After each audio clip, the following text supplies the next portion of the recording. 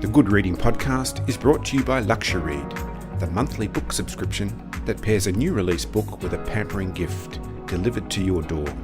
There are new books every month and 9 genres to choose from. Why not spoil yourself or give the gift of a LuxuryRead subscription today? Visit luxury.com.au to find out how. There Joyce was, miraculously in the library, preternaturally still in a wooden chair.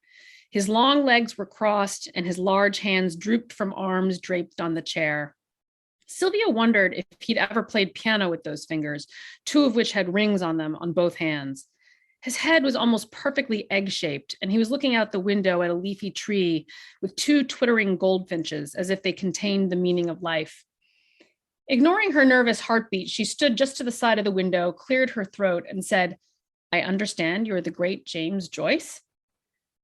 Her words drew his interest, and she saw that the eyes behind his brass wire glasses were a glorious blue, except that in the left iris was obscured by milky film. Yet he didn't squint or struggle to see her, and in fact, he unnerved her by further devoting the same attention to her as he had to the birds and tree outside. "I don't know about great," he replied, "but James Joyce is correct enough. And you are?" "Sylvia Beach," she said. "I have an English language bookstore and lending library in the 6th, Shakespeare and Company." A burst of laughter erupted in the other room, startling her. She held out her hand to shake his, and when he accepted, rising for a moment from the chair, she was surprised to find that his seemingly strong, beringed hand gave such a weak shake, limp at the wrist. "It's a pleasure to meet you, Miss Beach. Your reputation precedes you, you know." He gestured for her to sit in the chair that was twinned to his, a foot or so away. Hello, and welcome to the Good Reading Podcast. Kerri Maher is the author of several works of fiction, including The Kennedy Debutante and The Girl in the White Gloves. Kerri's latest book, The Paris Bookseller, is the story of Sylvia Beach and the iconic Paris bookstore Shakespeare and Company, which became a meeting place for the American lost generation of the 1920s. Kerri, welcome to the Good Reading Podcast. Oh, thank you so much for having me. I'm excited to be here. Names like James Joyce, Ernest Hemingway, Ezra and Gertrude Stein, they're all names well known to readers. But who was Sylvia Beach? Sylvia Beach was an American woman who had spent a teenage year in Paris when her father was the pastor at the American church in Paris. And she really fell in love with Paris as a teenager. This is sort of, my book starts with a memory of this, so there's no spoilers. And she grew up and she was quite a crusader. She campaigned for women's suffrage in the United States. She volunteered with the Red Cross throughout World War I. And she found herself in Paris toward the end of the First World War in 1917. And she stumbled into a French language bookstore and lending library called La Maison des Amis de Livre, run by a French woman named Adrienne Monnier. And sort of her life kind of took shape at that moment. She fell in love with Adrienne and with the store and with the life that Adrienne had created in the store. All of bohemian intellectual Paris came to her store for readings, for talk, for books. And she discovered that the French intellectual community was really hungry for books in English. It was really hard to get books written by Americans and British writers in the native English. And there was a real hunger for that among the French writers that she met at Adrienne's store. And so she saw an opening. She saw an ability for her to open her own bookstore that could be a complement to Adrienne's and to sort of be a bridge between French and American writers. And she had no idea when she opened her store in 1919 that not only would she do that, she did provide that for the French intellectual community, but she also ultimately provided the home away from home for those lost generation writers. This group of artists and writers, the American lost generation, by virtue of their escape to Europe and particularly to Paris, what were they escaping from? Well, there's a fair amount of talk about this in the early part of my novel. And the America of the post-war years, 1919, 1920, 21, was a period of extreme conservatism. We had just outlawed alcohol We had begun prohibition, the great experiment, right? It was also a time defined by real anti-immigrant sentiment, and anything that kind of smacked of difference was really criticized and shunned in America at this time. And so James Joyce's novel, which he was being serialized in these years in an avant-garde literary journal called The Little Review, was kind of caught in the crossfires of this conservatism. Not only was it written by an Irish writer who lived on the continent of Europe, it was being published by two women who had once been followers of Emma Goldman, who, and for listeners who might not know who Emma Goldman is, I certainly didn't really know, wasn't familiar with her until I started researching this book. She was a famous anarchist. And she was very politically active in New York in the first part of the 20th century. And she was at one point labeled the most dangerous woman in America. So that whole network of things were what the American writers were leaving America behind. And when they went to Paris, they found themselves in a place that was a far more artistically accepting place.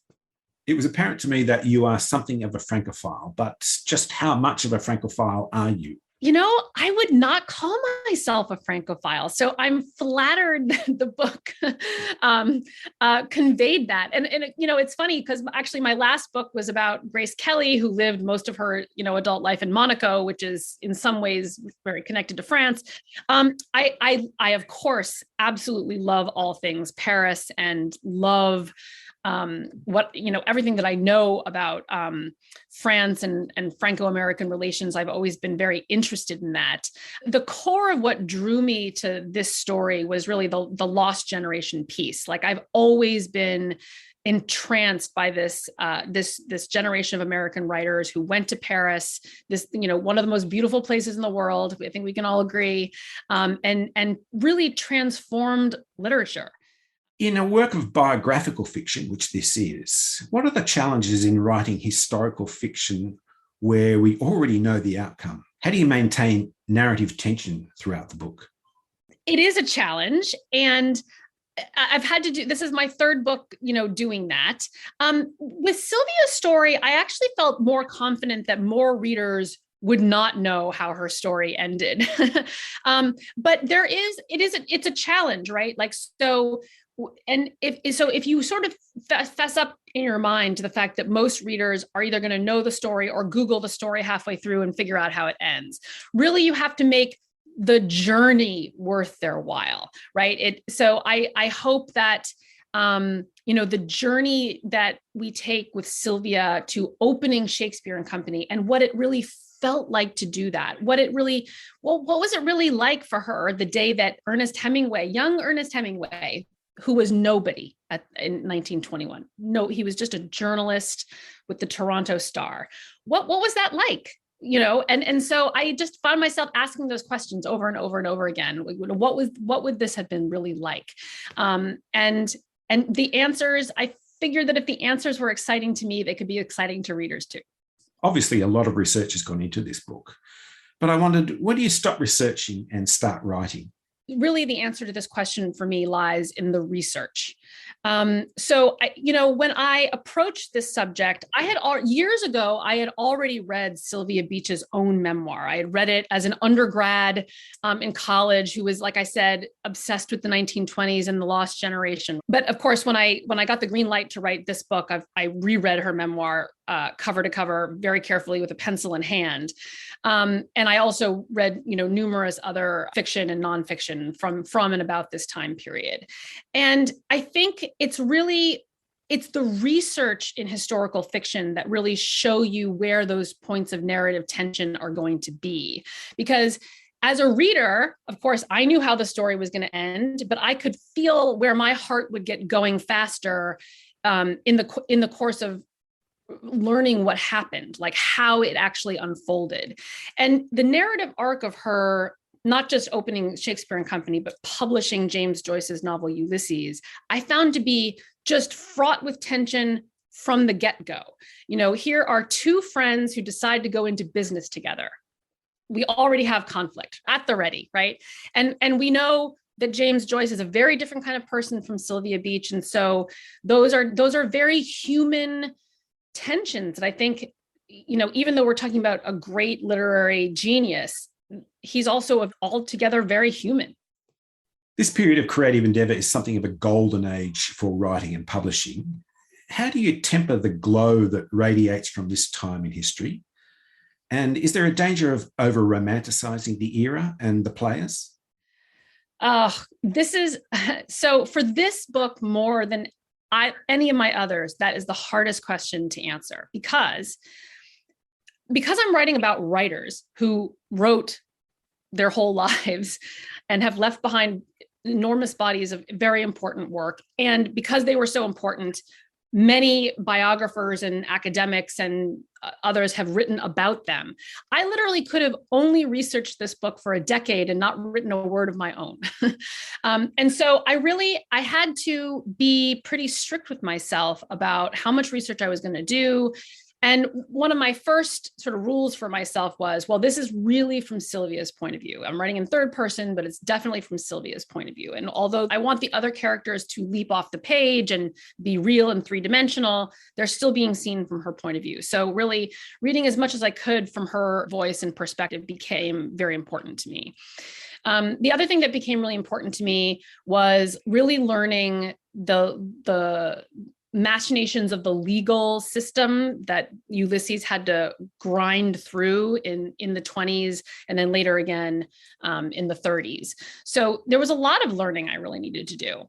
But from a more sort of like woo-woo writer perspective, which I do, writing is a kind of a woo-woo thing to do. There is a point with all my books and all my research where the characters just start putting themselves into scenes. And when I find that my research note-taking is veering into scene making, that's sort of when I know I'm ready to set the research aside and start writing the book. You capture these personalities so vividly, and that makes it easy to see these great names as real people. But how do you go about creating characters that are believable while navigating the line between character and caricature? Well, I hope I never do that. I mean, I hope I always stay in character and all the writers I know who deal with biographical fiction or deal with real people are so cognizant of wanting to do right by these people. We have such enormous respect for the people that they really were. So we do our homework. I think that's the number one thing, right? We do enough research so that we feel when they kind of emerge from the literature as characters who are talking to us, who are putting themselves in scenes in our imaginations, there's a level on which we have to trust that is authentic, that is real. There's also like the truth that like there's a first draft that no one ever gets to see where Sylvia was not so three-dimensional and James Joyce was maybe not such a strong character, but through the process of revision and giving my work to very, very trusted other writers and readers who give me the hard feedback, I can go back into those places where, maybe the character development was a little bit weak or the presentation needed a little bit more something. So really research and revision are, I think, and respect are the key components of that. Sylvia Beach lived in a rarefied world within the sphere of some of the greatest writers of our time. Joyce, Ezra Pound, Ernest Hemingway, Gertrude, Stein. And as a final question to you, I wondered how you connect the writing and the author with the character you create. How does their own literary legacy influence your casting them as a character? It's funny. I actually felt really the character who I think is most romanticized or maybe even anti-romanticized is Ernest Hemingway, right? Because he's such a larger than life. And, while I was writing, the Ken Burns documentary about Ernest Hemingway came out and I sort of started watching part of that, but everyone was like pinging me about that. They were like, are you watching this documentary? But what I loved about writing Ernest Hemingway in my book is that it was from Sylvia's perspective, and Sylvia was never romantically involved with him. she was romantically involved with Adrienne. So they had a very different kind of relationship than many of the other characters who have come forward in historical fiction over the years and made Hemingway a character, like many of which I've absolutely loved. I mean, like The Paris Wife by Paula McLean is one of my all-time favorites. It was like, I would call it a mentor text for me when I started writing historical fiction.